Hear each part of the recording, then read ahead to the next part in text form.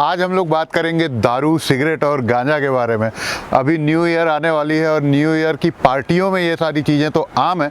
तो मेरा भी बहुत अच्छा एक्सपीरियंस, अच्छा तो नहीं बोलूँगा लेकिन बहुत लंबा 15-17 साल का एक्सपीरियंस रहा है इन चीज़ों के साथ में, खासकर दारू, सिगरेट और इलेक्ट्रॉनिक सिगरेट और गांजा के साथ में।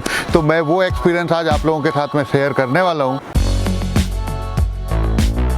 दिसंबर 2018 में मैंने आप लोगों के साथ एक वीडियो शेयर करी थी कि कैसे मुझे स्मोकिंग की आदत शुरू हुई, कैसे फिर मैं स्मोकिंग करते करते मरते मरते बचा और कैसे मैंने स्मोकिंग छोड़ी। अगर आपने वो वाला वीडियो अभी तक नहीं देखा है तो आई बटन में मैं लिंक दे रहा हूँ, जाके पहले वो वीडियो देख के आइए, उसके बाद आपको ये वाली वीडियो ज़्यादा समझ में आएगी। 27 महीने हो गए दारू छोड़े हुए, 20 महीने हो गए सिगरेट छोड़े हुए और 14 महीने हो गए वेपिंग छोड़े हुए, इलेक्ट्रॉनिक सिगरेट छोड़े हुए। दोस्तों नमस्कार, मैं चिंतामणि जयपुरी आप सबका स्वागत करता हूं एक और नए वीडियो में। और मेरी आज की इस वीडियो पे एक लाइक तो बनता है, इसलिए लाइक बनता है कि मैं इस खतरनाक टॉपिक पे बना रहा हूं। और इस टॉपिक पे जब मैं बात कर रहा हूं तो मेरा बेटा गोलू भी मेरे सामने खड़ा है, कैमरा संभाल रहा है, तो इस बात पे एक लाइक तो बनता है। गोलू के बाद नाम पे एक लाइक बनता है, उसके बाद फिर हम लोग वीडियो चालू करते हैं। पहले 3 चीज़ों पे बात करते हैं, दारू, सिगरेट और वेपिंग। और मैं मेरा जो अनुभव गांजा के साथ रहा है उसको वीडियो के एंड में बताऊंगा। जो मैंने दिसंबर 2018 में वीडियो शेयर करी थी उसमें मैंने बताया था कि सिगरेट की जो मैंने आदत है, स्मोकिंग की आदत है, उसको इलेक्ट्रॉनिक सिगरेट के सहायता से छोड़ा, वेपिंग की सहायता से छोड़ा।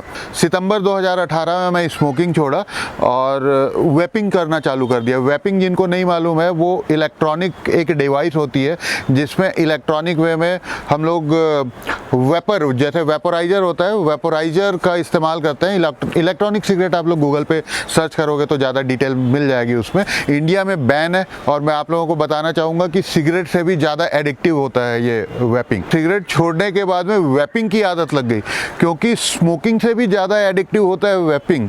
वेपिंग में होता क्या है, क्योंकि उसमें वेपिंग हम लोग कहीं भी कर सकते हैं, उसमें स्मेल नहीं आती है और माचिस की ज़रूरत नहीं है, उसमें धुआं नहीं निकलता है। हमारे अगल बगल वालों को वेपिंग की वजह से दिक्कत भी नहीं होती है उनको, क्योंकि स्मेल नहीं आता है। तो वेपिंग ज़्यादा कन्वीनियंट होता है। 1 साल तक तो मैं वेपिंग करता रहा और वेपिंग का शौक चढ़ गया था, समझिए। नया नया वेपिंग का डिवाइस मंगाना, महंगा महंगा डिवाइस मंगाना, अलग अलग फ्लेवर के उसके ई लिक्विड आते हैं, जूसेस मंगाना, वो सब में घुस गया था मैं। 30-35 हज़ार उधर खर्चा किया होगा। सोच रहा था कि छोड़ूंगा, बट मैं वो छोड़ नहीं पा रहा था, उसका एडिक्शन हो गया था मेरे को। फिर सितंबर 2019 के आसपास इंडियन गवर्नमेंट ने इंडिया में वेपिंग बैन कर दिया। ये कदम सही था गलत था इस पे मैं नहीं जाऊंगा, वैसे मेरे को अच्छा नहीं लगा ये कदम। अगर बैन करना था तो सिगरेट भी साथ में ही बैन कर देना चाहिए था, अगर वेपिंग बैन की है तो, मेरा ऐसा मानना है। तो उन्होंने वेपिंग बंद कर दिया, तो मैं सोचा कि भाई अब वेपिंग भी बंद हो गई है, वेपिंग डिवाइस मिलेगी नहीं, लिक्विड मिलेगी नहीं, मैं कैसे करूँगा, तरसते रह जाऊँगा। इसीलिए मैं सोचा कि भाई अब इसको भी छोड़ दिया जाए।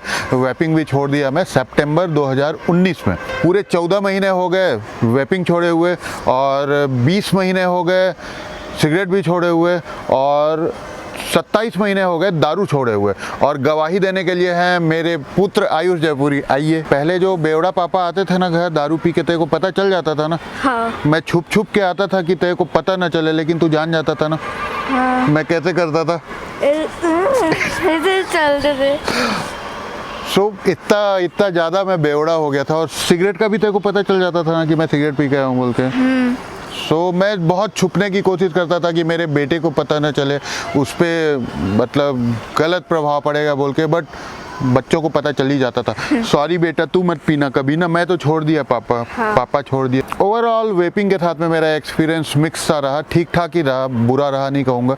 मैं थैंक यू बोलूँगा वेपिंग की वजह से। मैं जो एनालॉग सिगरेट होता है, जो एक्चुअल सिगरेट होता है, वो छोड़ पाया। जब मैं 12th में था उस समय मैं सिगरेट चालू किया। सिगरेट की कहानी, हिस्ट्री में बता चुका हूँ पिछले के नहीं, दिसंबर 2018 के वीडियो में, तो उस पर मैं नहीं जाऊँगा। जब मैं सिगरेट चालू किया तो कहते हैं ना कि वो एक बंदे से दोस्ती करो तो उसके अगल बगल जो दोस्त रहते हैं उससे भी दोस्ती हो जाती है। वैसे ही सिगरेट के अगल बगल अक्सर हम लोग को दारू, गांजा ये सब देखने को मिल जाता है, तो उससे भी दोस्ती चालू हो गई। और ड्रिंकिंग भी शौकिया तौर पे कॉलेज के टाइम से चालू हो गया मेरा। और पहले तो शौकिया तौर पे कभी कभी होता था। उसके बाद फिर जब जॉब लग गई, जॉब लगने के बाद फ्रीक्वेंसी बढ़ती गई। पहले महीने 2 महीने में वो एक बार होता था, वो महीने में एक बार होने लगा, फिर हफ्ते में एक बार होने लगा, वीकेंड्स में होने लगा। और मेरे को मज़ा बहुत आता था, फिर सच बताऊं तो झूठ नहीं बोलूँगा, बहुत मज़ा आता था पीने पाने में। ऐश करने में किसको मज़ा नहीं आता है। तो उसके बाद फिर जो वीकली काम होता था वो डेली पे आ गया। और जब डेली पे आ गया तो होता क्या था, शुरू में नए नए बेवड़े लोगों को 1 पैक 2 पैक में चढ़ जाता है। उसके बाद फिर उनका कैपेसिटी बढ़ते जाता है, वैसे ही मेरा कैपेसिटी भी बढ़ने लगा। 1 पैक 2 पैक में नहीं चढ़ने लगा। उसके बाद फिर मेरे को अगर चढ़ाना है तो अद्धी का ज़रूरत पड़ने लगा। उसके बाद फिर बम्पर का ज़रूरत पड़ने लगा कि जब तक बम्पर मेरे सामने नहीं रहेगा ना तो मैं पीने के लिए नहीं बैठूंगा। अगर कोई दोस्त नहीं मिल रहा है, कोई कंपनी नहीं मिल रही है तो मैं अकेले पीने बैठ जाता था। इतना ज़्यादा टंकी हो गया था मैं, एकदम ज़्यादा पीने लगा था। और मेरे को लगता है कि मैं मैं आज से 2 साल पहले जब मेरे को सिगरेट और दारू दोनों की आदत थी, कम से कम महीने का 10-15 हज़ार रुपये तो इन सब चीज़ों में खर्चा करता था होऊंगा। और मेरी इनकम उस समय वही होगी 30,000 40,000 मैक्सिमम। और 30-40 हज़ार में आधा पैसा मैं अपने इन सब चीज़ों पे, सिगरेट दारू पे खर्चा कर देता था। जिस पैसे पे मेरे फैमिली का हक था, गोलू का हक था ना बेटा। हर महीना अपन एक नया साइकिल खरीद सकते थे ना, वो भी मस्त वाला फायरफॉक्स ट्रैक का नया साइकिल। तो वो पैसा मैं दारू सिगरेट पे बर्बाद करता था। इतनी शर्मिंदगी है इस बात की, मेरे को इतना दुख होता है इन सारी चीज़ों को सोच के कि मैं 15-17 साल इतना पैसा बर्बाद किया, हेल्थ बर्बाद किया, अपना एक इमेज, जो एक सोसाइटी में इमेज होती है, वैसे लोगों को नहीं पता चला कि ये चिंतामणि इतना बड़ा बेवड़ा है बोल के। किसी को नहीं पता होगा, आज ये वीडियो देख के उनको पता चलेगा कि चिंतामणि इतना ज़्यादा बेवड़ा था बोल के। मैं ये सोच के कहानी शेयर कर रहा हूँ कि किसी को इससे इंस्पिरेशन मिलेगी, प्रेरणा मिलेगी और वो इन सब चीज़ों से बचे रहेंगे, इसीलिए बता रहा हूँ। सो आज आप लोगों के माध्यम से सबको पता चल गया होगा कि चिंतामणि इतने सालों तक बहुत बड़ा बेवड़ा था। गोलू को तो पता ही था ना बेटा, जब गोलू को, मेरे बच्चे को पता था तो बाकी सबसे क्या छुपाना। अब बात करते हैं गांजा के बारे में। गांजा, जिसको वीड बोलते हैं, मारीजुआना बोलते हैं, जॉइंट बोलते हैं, जो आजकल के जनरेशन में ये बड़ा फैशनेबल हो रहा है कि एक जॉइंट मारना, वीड मारना बहुत, मैं देख रहा हूँ, प्रचलन में है अभी। बिलासपुर की बात है, डीपी कॉलेज में जब मैं पढ़ता था तो मेरे एक सीनियर थे जो अक्सर मेरे रूम आया करते थे और मेरे को लगता था अरे वाह, ये सीनियर है मेरे से कितना अच्छा इनका दोस्ती है, ये मेरे से मिलने के लिए मेरे रूम तक आते हैं। उस समय मैं रेंट पे रूम पे रहता था, अकेले रहता था। तो मेरे को बाद में रियलाइज़ हुआ कि वो मेरे से मिलने नहीं आते थे भाई, मेरे रूम में आके वो अपना जॉइंट बनाते थे, जॉइंट फूंकते थे और निकल जाते थे।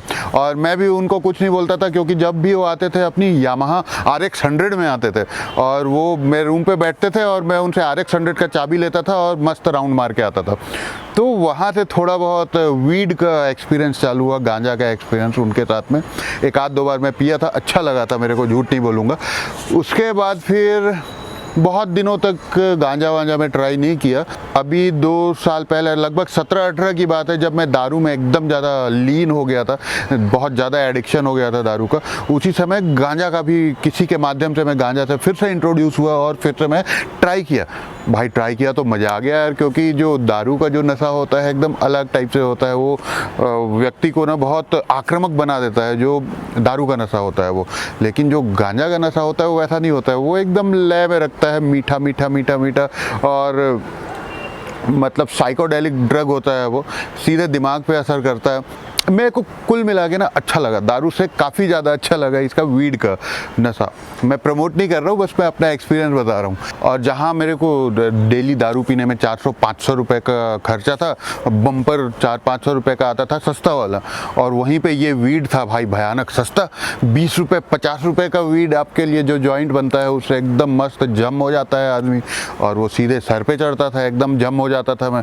तो मेरे को लगा कि यार कहीं ना कहीं दारू से ज़्यादा तो मज़ेदार या वीड है। मैं ये देखा कि इससे जो है ना मेरे प्रोडक्टिविटी पे बहुत ज़्यादा इफेक्ट पड़ रहा है, मेरे को काम वाम में मन नहीं लगता था। और ये तब की बात है जब मैं यूट्यूबर बन चुका था, यूट्यूब पे वीडियोस बनाने लगा था, उसके बाद की बात है। तो मैं देखता था यार 15-15 दिन, महीने दिन तक मेरे कोई वीडियो नहीं आ रहे हैं, मैं यहाँ पे वीड मार के पड़ा हुआ हूँ। सो मैं देखा कि अगर वीड को नहीं छोड़ा ना तो मैं बर्बाद हो जाऊँगा, मेरा किसी काम में मन नहीं लगने लगा। मैं फिर उसके बाद छोड़ दिया। वीड को छोड़ना मेरे को आसान रहा, क्योंकि लगभग मैं 1 महीने के आसपास ही इसको डेली रेगुलर कंज्यूम कर रहा था, तो उसको मैं आसानी से छोड़ दिया। मेरे साथ में ऐसा है कि मैं कोई भी चीज़ करता हूँ तो उसको एक्सट्रीम लेवल तक लेके जाता हूँ। अगर मैं सिगरेट पी रहा हूँ, अच्छा लग रहा है मेरे को, तो उसको दिन में 20 सिगरेट पिएंगे। दारू पी रहा हूँ, मेरे को अच्छा लग रहा है, तो भाई डेली पिएंगे और डेली एक एक बोतल पिएंगे। मेरे साथ में ये दिक्कत है। वैसे ही वीड पी रहा था मैं, वीड में मज़ा आया तो भाई बहुत भर भर के पिएंगे। वैसे ही वेपिंग के साथ में था।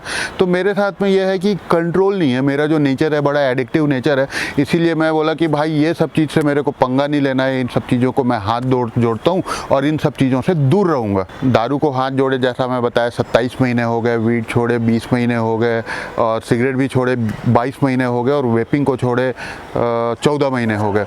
और कोई प्लान नहीं है इनसे दोबारा दोस्ती करने का, क्योंकि भाई ये लोग मेरे लिए नहीं बने हैं, मेरी पर्सनैलिटी इनके लिए नहीं है। जो अगर कंट्रोल कर सकते हैं, जो कभी कभार इंजॉयमेंट के नाम पे ओकेजनली इसको कंज्यूम कर सकते हैं, तो मैं उनको मना नहीं करूँगा, करिए कभी कभार पार्टीज़ में करिए, बट मेरे लिए नहीं बना है। और एक चीज़ और बताऊंगा कि शुरू में ऐसा लगता है कि भाई मेरे को एडिक्शन नहीं है, मेरे को इसका एडिक्शन नहीं होगा, कभी लत नहीं लगेगी, लेकिन होता क्या है कभी कभी से वो रोज़ में कब बदल जाता है पता नहीं चलता है। सो मैं आप लोगों को किसी तरह का उपदेश देने नहीं आया हूँ। मैं ये नहीं बोलने वाला हूँ कि ये मत करो, वो मत करो, ऐसा करो वैसा करो। ज़िंदगी आपकी है, आपको डिसाइड करना है।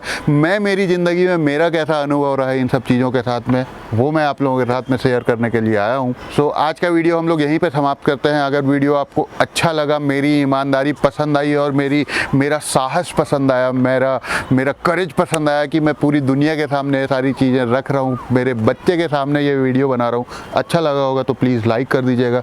अगर आपको लगता है कि इस वीडियो के माध्यम से आपके किसी बेवड़े स्मोकर या गंजेड़ी दोस्त को हेल्प मिलेगी, तो उन तक ये वीडियो आप शेयर भी कर सकते हैं। राइड सेफ, ऑलवेज वियर अ हेलमेट। जय हिंद, जय भारत। और किसी भी एडिक्शन से बड़े आप हो, कोई भी एडिक्शन हो, कुछ भी हो, आप छोड़ सकते हो। आपके अंदर वो ताकत है। बस मैं इसी के साथ आज का वीडियो समाप्त करूंगा। जय हिंद।